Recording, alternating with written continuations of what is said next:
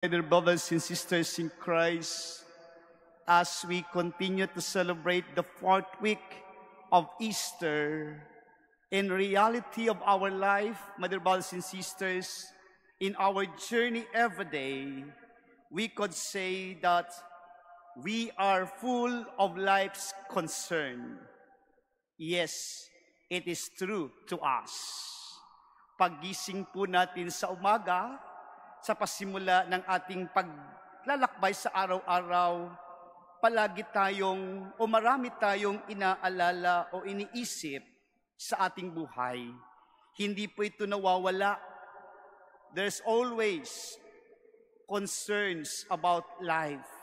Mayroon po tayong inaalala palagi sa buhay. And this is our life. Ito ang buhay natin. Sino po ba sa atin dito ang walang alalahanin sa buhay at inaalala araw-araw sa buhay? Lahat tayo ay may inaalala at nag-aalala sa buhay natin. We cannot deny it in our life. We cannot deny it every day in our living, my dear brothers and sisters, because we allow ourselves on this. Palagi nating itong tinatanggap sa buhay natin na mayroon tayong alalahanin sa buhay. In one word, parang sinasabi sa atin, nag-aaligaga tayo. Nag-aaligaga o nababalisa sa buhay natin. We all know, my dear brothers and sisters, in this world is uncertain. There is uncertainty in this world, in our life. Tanggap po natin ito sa ating buhay araw-araw. Walang kasiguraduhan ang buhay natin. It may be end very abruptly, anytime. Biglang mawala. Ito ang ating kinakatakutan sa buhay natin. Ito ang kinakatakutan ng karamihan, ang biglaang pagkawala o pagtatapos ng buhay natin. Our gospel today, mother, brothers, and sisters, is very familiar for all of us. Ito po ay binabasa tuwing may nililibing o may lamay. Very familiar to us. And our gospel today, my dear brothers and sisters, gives us 2 points. First, my dear brothers and sisters, Jesus speaks to us and gives us encouragement. Ang pagpapatibay o pagpapalakas ng loob. Encouragement. That is why in the first sentence or second sentence of our gospel today, do not let your hearts be troubled. Huwag kayong mabalisa. Huwag kayong mag-aligaga. Encouragement of Jesus for all of us today. We are encouraged to walk in this life without troubled hearts and troubled selves. Sana ito ang ating buhay na pinapangarap. Walang aligaga, walang inaalala sa buhay. As Jesus, my dear brothers and sisters, strongly reminds us, ano yung kasunod?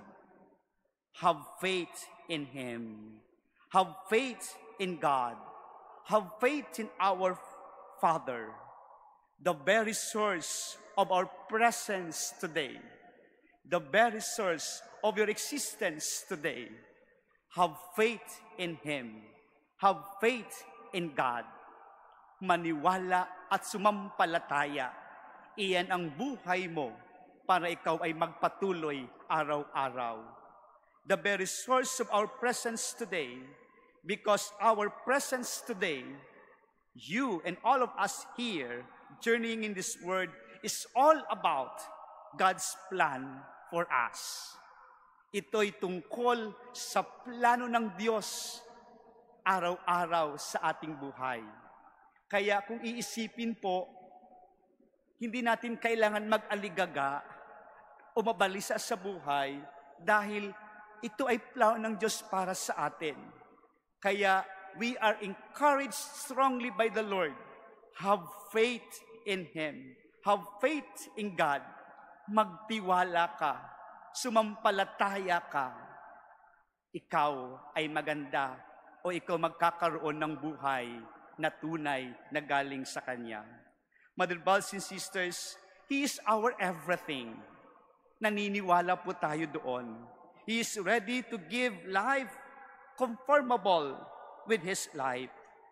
Kaya palaging inuulit sa atin ng Diyos, have faith always to Him. Have faith in God so that ang buhay natin, ang ating paglalakbay is okay. Everything will become okay. Will be okay and fine sa buhay na ito. Kaya po, tayo ay pinapaalalahanan ng Diyos ngayon. Buhay na may pananampalataya ay lakas at tibay laban sa maraming agam-agam. And the second point is about assurance. Parang mahirap pong Tagalogin, no, in translation sa Tagalog, ang assurance. Somehow, no po, sounds like insurance, pero kasiguruhan. Assurance, kasiguruhan, katiyakan. And this is what we want now. This is what we want to live. Kasiguraduhan.